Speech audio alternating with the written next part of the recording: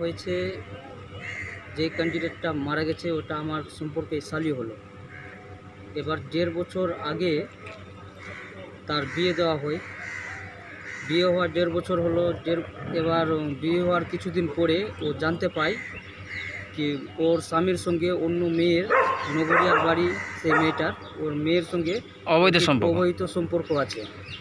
ওই সম্পর্ক জানার পরে ও বাধা দেয় নিজের স্বামীকে, মাঝে মধ্যে তাকে মারধর করতো।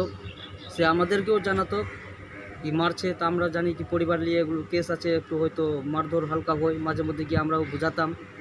তারপরের বারে আবার ওই আজকে সকালে 9:30টার সময় তাকে গলা টিপে মেরে ফেলে এবং মাথাতে আঘাত করে মেরে ফেলার পরে ওকে ফাঁসিতে ঝুলিয়ে দেয়।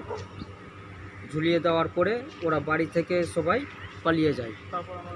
তারপরে আমাকে খবর করা হলো, আমরা গিয়ে দেখছি কি ওইভাবে ঝুলানো আছে। তাকে রিসিভ করে আমরা সদর হসপিটালে তাকে দেখাই, তো ডাক্তার বলছে ডেথ হয়ে গেছে, তাকে এখন পোস্টমর্টম রুমে।